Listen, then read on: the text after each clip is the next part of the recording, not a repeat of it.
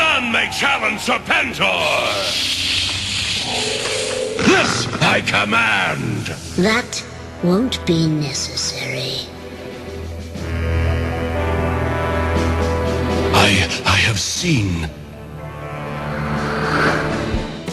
Hello and welcome to the General's Reviews. I'm Chris McLeod, aka Diagnostik 80 from the Full Force podcast, and I'm joining Justin Bell from What's on Joe Mind and GeneralsJoes to bring you this review of the GIJoe Collectors Club membership incentive 3 3/4 inch figure, Pythona.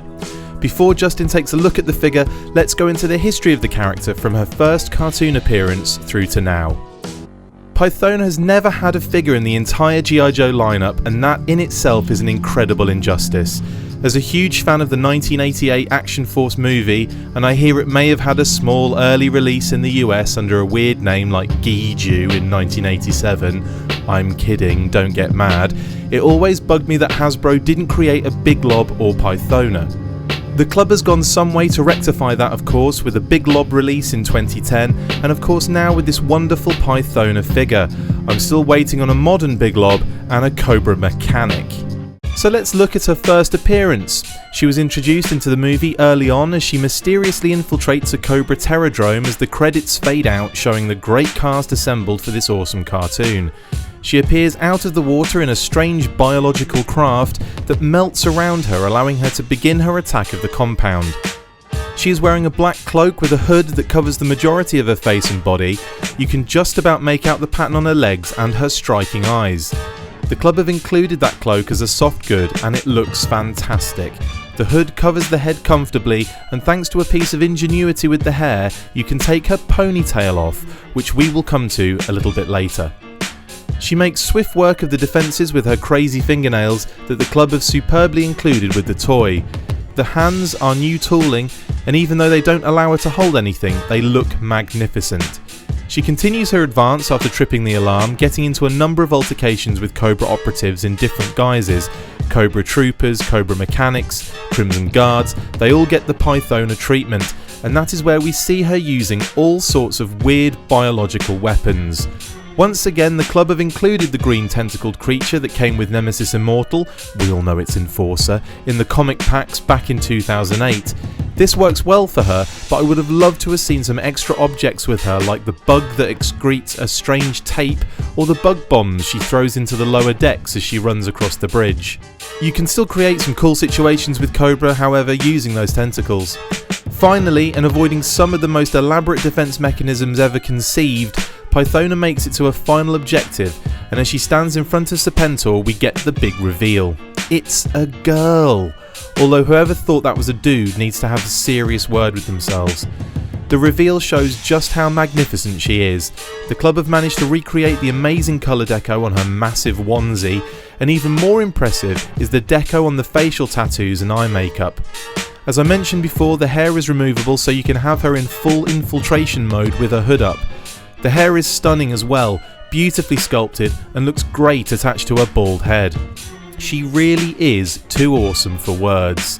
Well, apart from all of these words. Funnily enough, we do see Pythona in other media.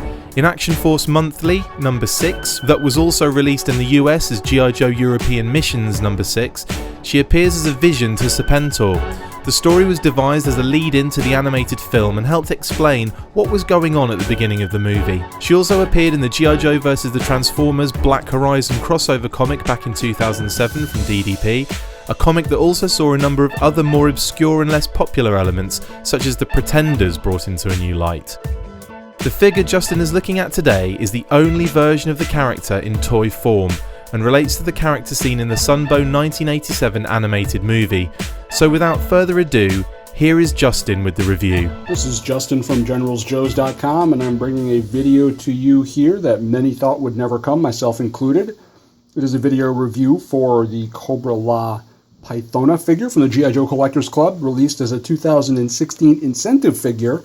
This was supposed to be the GIJoe Collectors Club's final incentive figure, as Hasbro terminated their contract. It turns out that is not to be the case, but if it had been, they would have gone out with a bang. Pythona originally appeared in 1987, but has not yet had an action figure made of her, and many of us thought that it was probably not feasible for the figure to be made, just simply for the new tooling that would probably be required. But the Collectors Club has gone and proved us wrong, and went ahead and produced her with some new tooling, but not a bunch of new tooling. But we can take a look at the figure in just a second. Here's the file card. The figure mainly comes bagged. If you got it as the free incentive figure, it was available packaged at GIJoe, at the latest GIJoe Con in Loveland, Colorado, which was just a couple of weeks ago now. They are actually available in the club store at GIJoeClub.com. So you can buy the carded versions of Pythona. I'm not featuring that here just because I don't have it in hand yet. But we will look at the figure itself. Like I said, it comes in a mailing bag.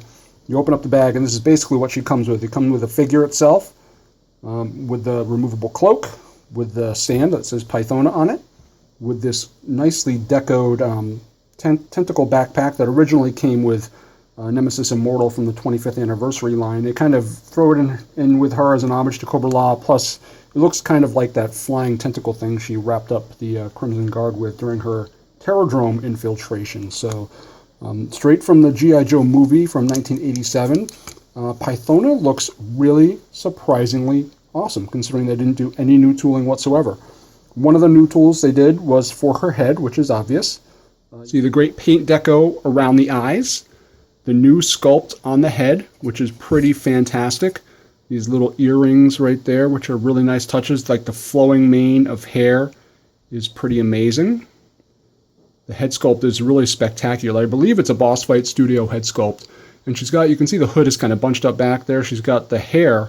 The hair actually comes out. It almost comes out a little bit too easily, but we can talk a little bit more about that later. And then the hood can fold up over her now bald head, because, you know, when she first appeared at the Terrordrome infiltration scene, she was wearing her cloak all around her head.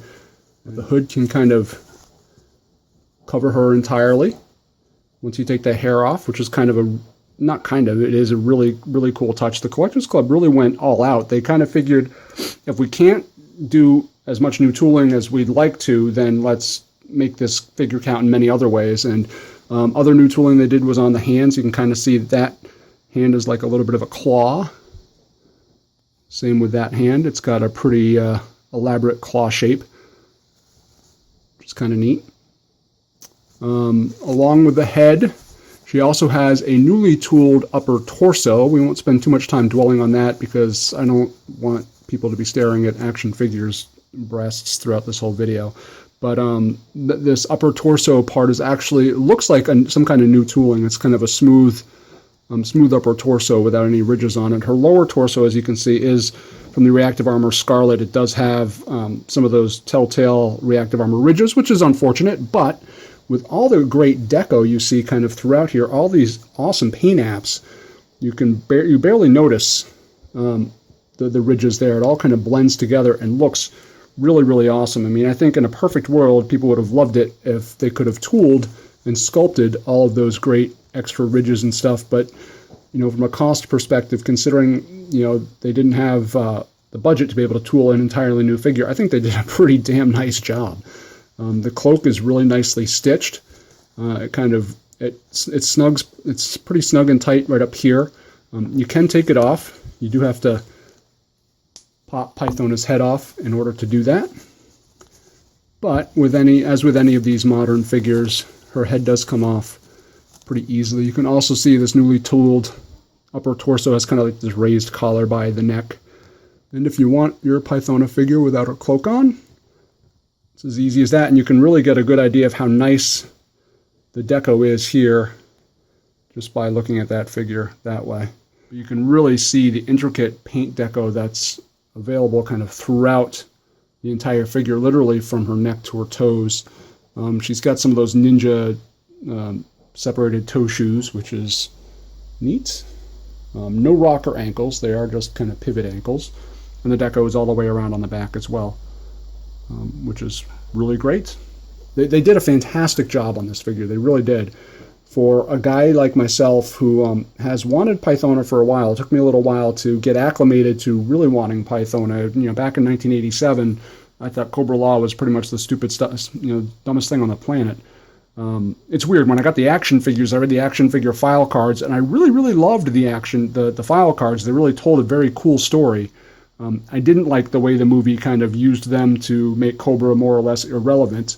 And Cobra Commander, whole Cobra Law nobleman, I was not a fan of that whole thing. I'm a comic guy. I prefer my Cobra Commanders to be used car salesmen, not a nobleman from an ancient race of inhuman beasts bent on turning everybody else into inhuman beasts. So, and I didn't like the fact that Globulus, obviously the Globulus toy could not do any of the cool things that the Globulus character in the movie could do. So I had my issues with it, but Pythona over the years I've learned to really love the figure and really want Hasbro to make one, and this is about as close as we're probably going to get. And really, the Collectors Club did a spectacular job. She's very nicely articulated, really great range of motion everywhere. As I said, the hair kind of comes out easily. You can see the top of her head is kind of keyed, but the hair does not stay in especially well. But she's got her double jointed knees. Of course, I'm going to show off the articulation after I put the cloak back on her. How much sense does that make? But double jointed knees. Like I said, no rocker ankles, just back and forth pivot ankles. Really nicely posable arms. Extremely well balanced movement. She can stand really easily without her cloak. She can pose great. She's got her little tentacle thing. She's got her battle stand. One thing that's a little bit, I'm not going to say it's unfortunate, but we got this awesome Nemesis. They call him Nemesis Immortal, but he's Nemesis Enforcer. Really Nemesis Immortal in name only, because he came out with the 25th anniversary line. His figure's a little bit shorter than Pythona, or right around the same. Well, maybe he's a little bit taller, not quite as tall as he was in the movie, but that's okay. I mean, he still looks really cool with his wings kind of splayed out behind her. But this really makes me want some kind of Globulus and Royal Guard update. The tooling involved on those is going to be so impossibly expensive that I can't imagine it's anything that'll ever actually get done. But who knows? The Collectors Club surprised me with Pythona. Maybe they'll surprise me again with a Royal Guard and a Globulus. If not, I'm sure Boss Fight Studio will find a way to get a good snake tail on a male torso, and I can try to make something up myself.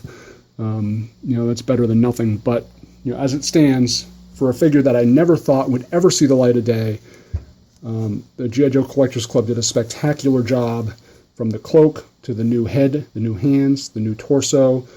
She doesn't have much in the way of accessories, but she is a really spectacularly decoed figure, nicely articulated, looks very much like the animation model, and I can't find anything to complain about here. She is a really, really great figure.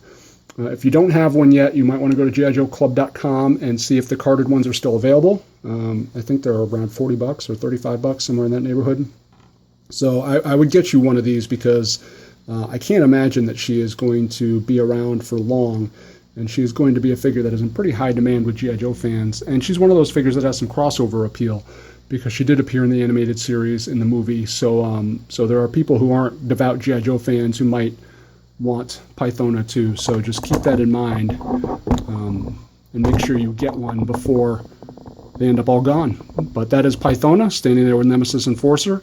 One of my favorite figures from the G.I. Joe Collectors Club incentive series. So make sure you find a way to get this figure on your display. I can't believe, just a month or so ago I was reviewing Billy, the first ever of that character, and now the first ever of this character.